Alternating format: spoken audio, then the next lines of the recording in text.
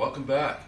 This is what I believe to be episode 8 of the Ugly Street Truck 5.3 budget swap. Today we're going to go over a few things, getting the engine ready to bolt into the truck, which hopefully we can do in the next couple days here, and I'll bring you guys along for that as well. But what we're going to do is start by installing the rocker arms. I kind of got this stuff ready a little bit for video shortness purposes. I took these off. They're going right back where they were. The only thing different are the push rods, the valve springs, and the cam. These are like a shaft locker system. You want to make sure you got all your push rods in your rocker arms here. Now, you're supposed to torque these down to 22 foot-pounds. Unfortunately, I don't have my torque wrench today, so I'm just gonna snug these up and torque them down later. Now, you want to be careful that you're not opening the valves as you're tightening these down.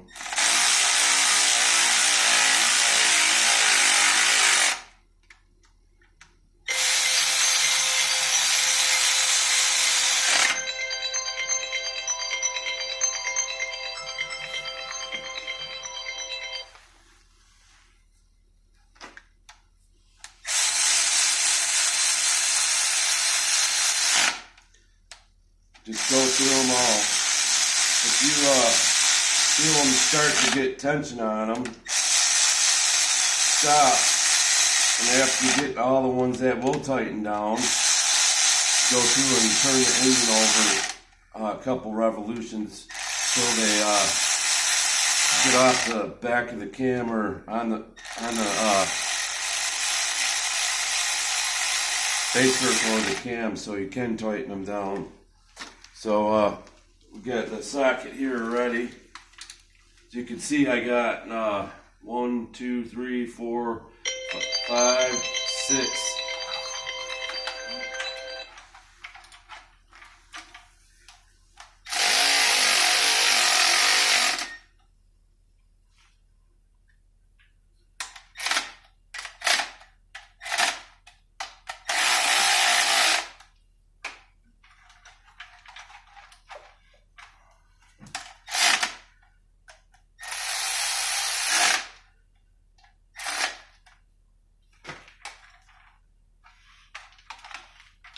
Go through some turns.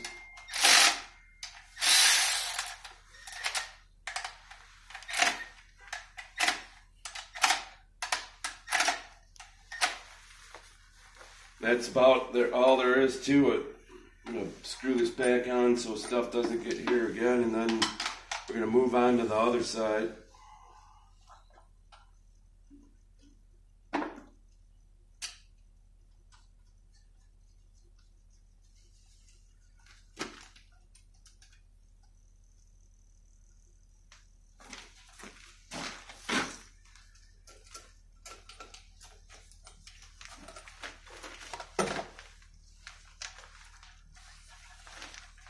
I've never done this before, so I'm learning with you guys.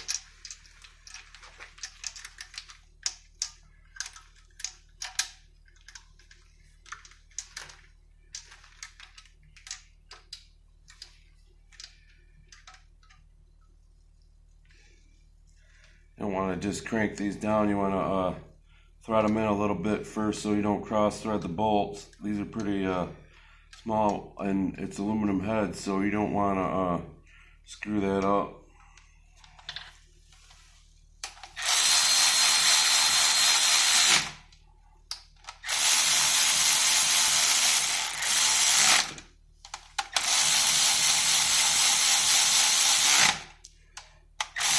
Foot-pounds is just a little bit more than snug.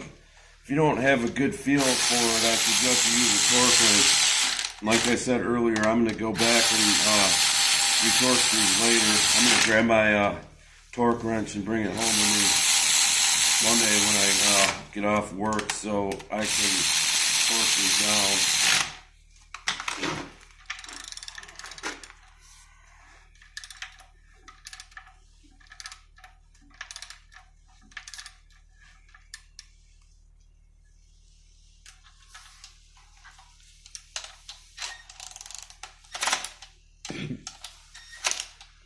Actually, these, I'm not going to say it because I don't recommend not using the torque wrench, so.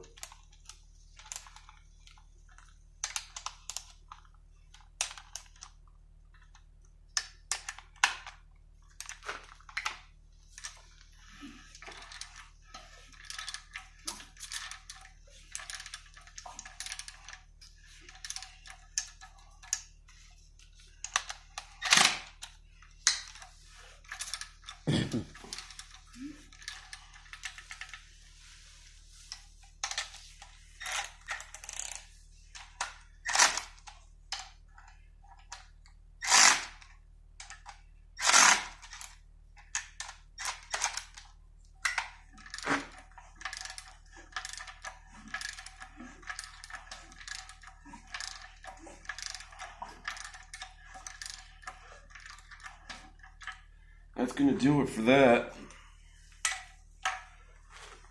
Next thing I'm going to go over with you guys is doing the swap mounts on this. I kind of pre-fit all this stuff so I could explain it more accurately and thoroughly. If you go back videos, I don't recall the name of the video, but it was the one where I went over the camshaft and parts that I bought on New Year's Eve.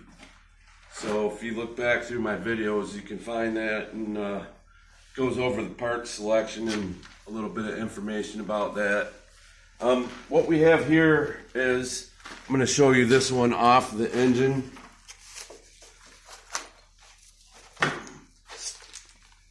I set the motor mount onto the plate and figured out the bolt holes. As you can see, it's the one that's all the way forward. The way I located this is, I have a big black Chevy over there, and I measured from the bell housing mounting surface to the center of this bolt hole, and I got 16 inches. So I bolted this plate on the engine,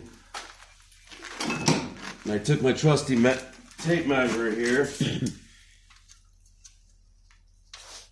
and this bolt hole, the center of the bottom, is 16 inches. So theoretically, with the stock transmission, I can set this 5.3 in there, and it will be in the factory position of the factory V8. Small block and big block Chevy, the motor is located in the same spot. It just makes up its different in length of its size, front to back. So the transmission bell housing is still in the same place. So between that bolt locating it and the factory transmission, we should be good to go. Now, what this will affect is header selection. If you have aftermarket headers and they're made for LS swapped into a 79C10, for instance, they're made to fit the engine in the stock location. So by doing this, the trans locates it, your headers should fit, and everything should run smoothly. So I took the liberty of bolting these this adapter on to save some time in video making, and I just wanted to show you this to show you the far forward mounting location of the factory mount. Now, I took these, which were behind the factory engine that these motor mounts were off of, and I modified them as spacers, because I went over this a little bit in my last video, because this sticks up here. Now, if you put this on there, you can see that it's flush or below flush.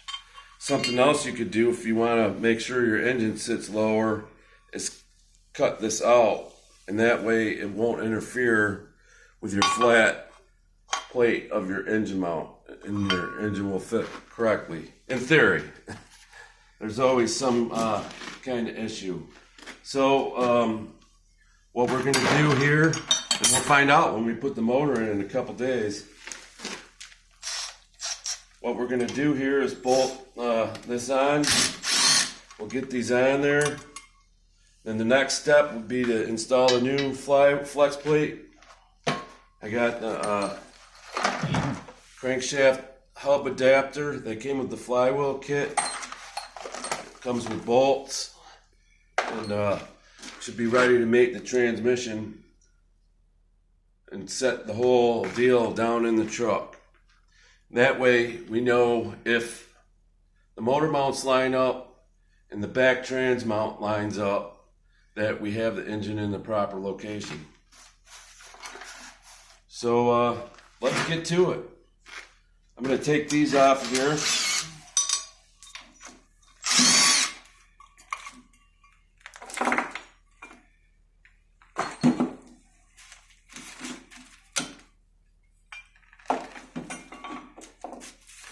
You can see these are bolted in with these beveled cap screws. I always forget the name of these. Countersunk. Yeah. Countersink cap screws is the proper terminology for them. I had a Allen wrench set out for these, but I seem to be having problem locating it at the moment.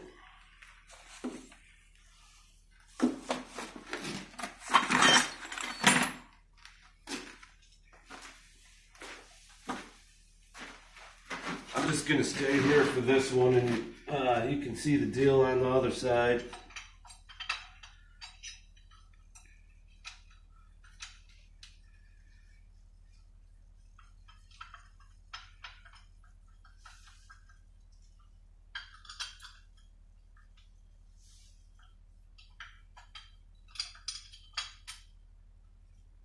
Sorry, I'm fiddling around with this a little bit.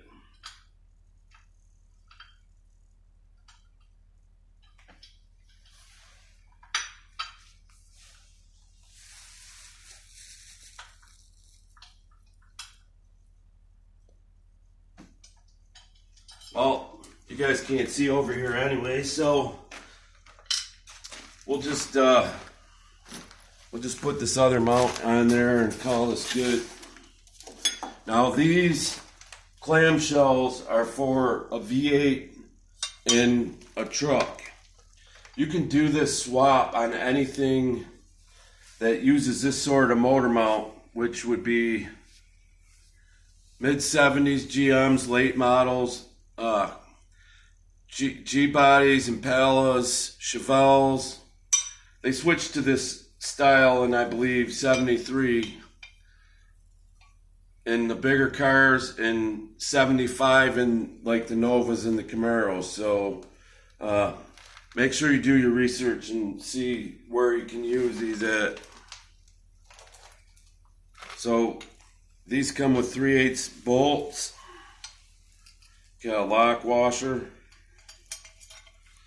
Got to trap that in there if you decide to use this spacer. I believe these spacers are off a 4x4 truck or something.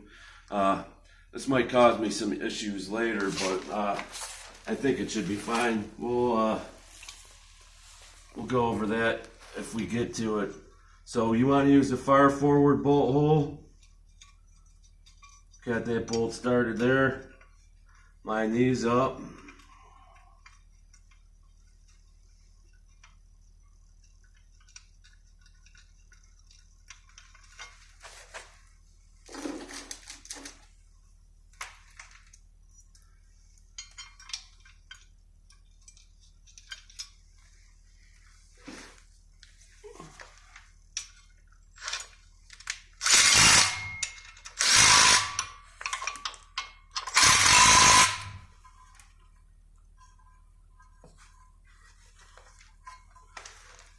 That's going to do it on this episode of the Ugly Street Chuck on Glenn's Hot Rod Garage. Thanks for liking and commenting and subscribing to the videos. We're at 95 subscribers. I'm very anxious to get to 100 subscribers. And thanks again for all you viewers and what you do for me. Peace.